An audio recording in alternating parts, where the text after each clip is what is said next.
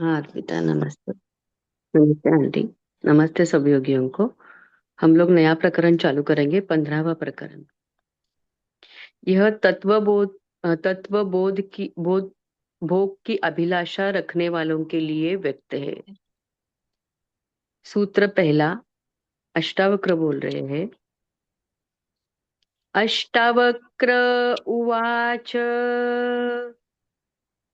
यथा तथोपदेशेन कृतार्थः सत्त्वबुद्धिमान् आजीवम् अपि जिज्ञासुः परस्तत्र विमुह्यति। यथा तथोपदेशेन कृतार्थः सत्त्वबुद्धिमान् आजीवम् अपि जिज्ञासुः परस्तत्र विमुह्यति। सत्व बुद्धि वाला पुरुष थोड़े से उपदेश से ही कृतार्थ होता है। असत बुद्धि वाला पुरुष आजीवन जिज्ञासा करके उसके मोह को ही प्राप्त होता है। सत्व बुद्धि वाला पुरुष थोड़े से उपदेश से ही कृतार्थ होता है। असत बुद्धि वाला पुरुष आजीवन जिज्ञासा करके उसके मोह को ही प्राप्त होता है। हरिओम।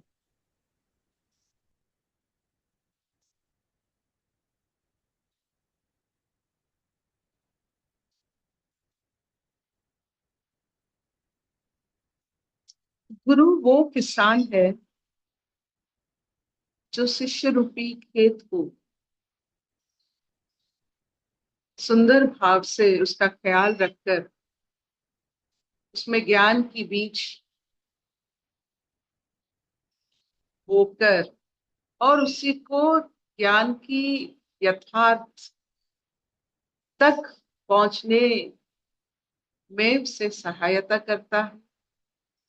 और जब बिल्कुल पक जाता है, सो उसमें क्या होता है ना, जब धान पक जाता है तो बहुत सारे पक्षी और बहुत सारे जो कीड़े मकोड़े होते हैं वो भी आ जाते हैं उस पके हुए धान को लेने के। तो गुरु जानता है कि अंत तक भी शिष्य की साथ देना, वो किसान कभी छोड़ता नहीं। वो जानता है चेतना पर ये संकल्प विकल्प कभी भी वार कर सकते हैं। जैसे पके हुए धान पर कभी भी चिड़िया आकर चुग सकते हैं, वैसे सांसारिक विकल्प और संकल्प कभी भी एक बहुत पहुंची हुई चेतनापूर्ण व्यक्ति का भी शोषण कर सकता है। तो आज की जो श्लोक है वो यह है कि जो सत्व बोध में है उसे थोड़ी सी उपदेश कृतार्थ कर देता है।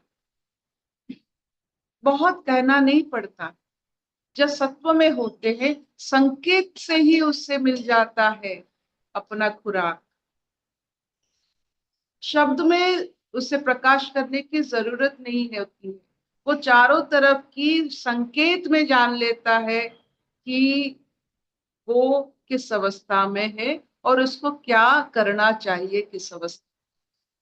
लेकिन जो सत्व में नहीं है, जो अपने आप को ये भौतिक संसार से अपने आप को अलग अभी तक नहीं माना है, अपने आप को तत्वमसी नहीं माना है, अहम ब्रह्म नहीं माना है, उसको जितना भी आप उपदेश दो, जितना भी गुरु उसकी उपचार करे, जितना भी उसका ध्यान रखे, हर समय उसका जैसे बच्चों का ध्यान रखा जाता है, गुरु वैसे किसान वैसे ही धान का ध्यान रखता है, वैसे ही गुरु ध्यान रखता है। जितना भी वो सिर्फ प्रश्न और उत्तर में मुग्ध रहता है, उसके आगे नहीं जा सकता। प्रश्न और उत्तर में, मोह में और उसी में आनंद लेने वाले, मुग्ध होने वाले कभी यथार्थ सत्व भाव में पहुंच नहीं पाए। तो उपदेश उसे दिया जाता है, उसी धान को उसका केयर लिया जाता है जो अंकुरित होने का उम्मीद। ये अंकुरित करने के लिए उपदेश दिया जाता है। और सत्व भाव में जो शिष्य है या कोई भी भाव में है, जैसे जो सत्व भाव में है, कोई भी हो, शिष्य आपका ना हो, कोई भी सत्व भाव में जितना समय में है, वो संकेत से उसे पता चल जाता है उसका राह और लक्ष्य का किस तरफ होनी चाहिए। और ये जो अहम ब्रह्म की जो उसकी अंदर की जो डाला गया है, जैसे धान के पेड़ में धान है, हमारे मनुष्य शरीर के पेड़ में क्या उगेगा, कौन सा धान उगेगा, अहम ब्रह्मस्मि ही उगेगा। तो अहम ब्रह्मस्मि ही अपना धान है, ये पेड़ में सिर्फ यही उगता है। जब तक ये उगता नहीं है ये बेकार है। जैसे धान आप लगाते हो, उसमें धान निकलता है, सेव लगाते हो सेव निकलता है, शरीर लगाए हो मनुष्य शरीर, उसमें अहम ब्रह्मस्मि उसका शेष अंश है। जब तक ये नहीं उगता है तब तक ये कोई मायने ही नहीं है शरीर का। तो इसीलिए हर गुरु किसान होता है और शिष्य खेत, वो जोतता है पूरा। और सबसे बड़ी बात है कि गुरु छोड़ता नहीं है कभी शिष्य को, पूरे अपने उपदेश के हिसाब से, अपने जीवन के हिसाब से वो पूरा अंत तक, गुरु के अंत तक, वाक्य द्वारा शिष्य के अंत तक रहता। गुरु वाक्य ही हमें शेष तक ले जाता। और गुरु वाक्य का ये हमारे जो भारत है, यहाँ इतने महामनीषी सब जन्म लिए हैं, ये इससे बड़ा कि अहम ब्रह्मस्मि, इससे बड़ा और कोई गुरु वाक्य नहीं हो सकता है। समझने के लिए या कितने उपदेश ले लो, जब तक यहाँ तक ना पहुंचते हैं तो हमारा जो मनुष्य शरीर है उसका हमने कभी कुछ प्राप्त ही नहीं किया है उसमें से। तो ये कहानी उसके लिए है, आप पंचतंत्र में पढ़े होंगे कि बेकार की उपदेश आप अगर जो सत्व भाव में नहीं है उसको आप उपदेश दोगे। वो जो गैरिया और बंदर की कहानी है, गैरिया होता है हमारे जो घर में रहते हैं छोटे छोटे पंछिया, जिसे हम कहते हैं घर चटिया, उड़िया में उसे कहते हैं घर चटिया। वो बंदर की कहानी, एक बार बहुत बारिश हो रही थी, तो एक अपने मजे में रहने वाले एक वही पंछी, अपने घर में रहने वाले, घोंसले में रहने वाले, वो देखा कि बंदर बहुत पानी में बहुत कष्ट उससे मिल रहा है, वो उस ठंडे के कारण बहुत बहुत उसको कष्ट हो रहा है। तो बंदर ने बस एक उपदेश दे, ये तो पंछी ने बस एक उपदेश दे दिया बंदर को कि भाई तुम तो इंसान जैसे दिखते हो, तुम्हारे तो इंसान जैसे हाथ पैर है, तो इंसान जैसे आप घर क्यों नहीं बनाते। बस ये सुन लिया, उसको इतना क्रोध आया, वो जाकर वो गैरिया का घोंसला तोड़ दिया। किसको उपदेश देते हो। तो जब हम भी उपदेश देते हैं, सत्व भाव में जो नहीं है उसे उपदेश देने से वो घर तोड़ देगा। जैसे बच्चों को हम देते हैं उपदेश, वो सत्व भाव में नहीं है, तो उनको जो भी उपदेश दोगे खुद का घर टूटेगा।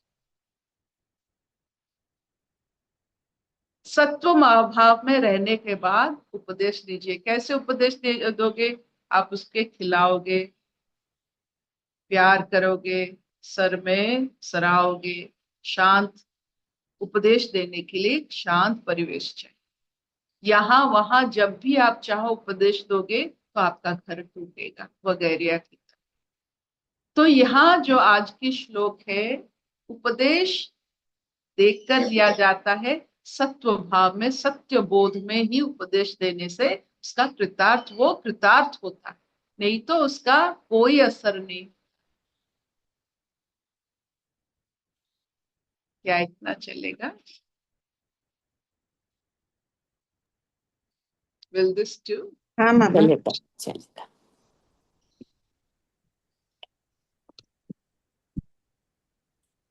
ये दो शब्द जो है कृतार्थ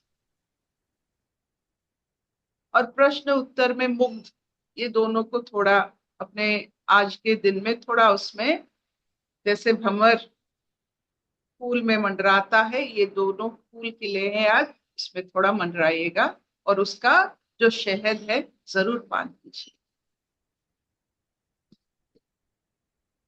अशतो मां सद्गमय तमसो मां ज्योतिर्गमय मृत्युर्मां अमृतंगमय सर्वे सुखिनः सन्तु सर्वे सन्तु सन्तु निरामय सर्वे भद्राणि भद्राणि पश्यन्तु पश्यन्तु मा मा कश्चित् कश्चित् दुःखभाग् दुःखभाग् भवेत्। ॐ ओम शांति शान्ति। शांति शांति।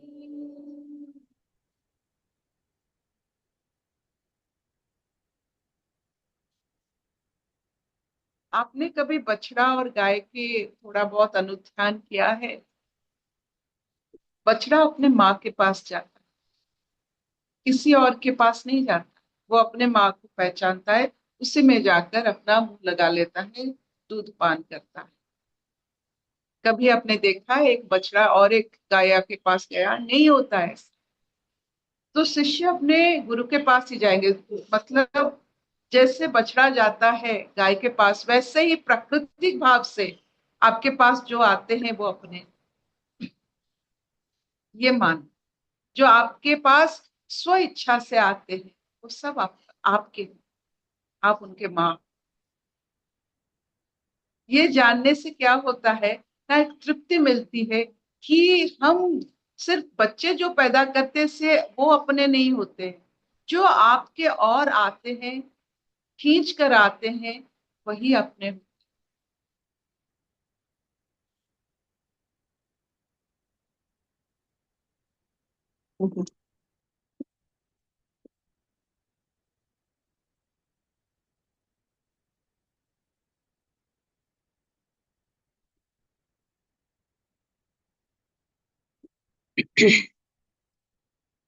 हरिओम सत्य। हरिओम आंटी।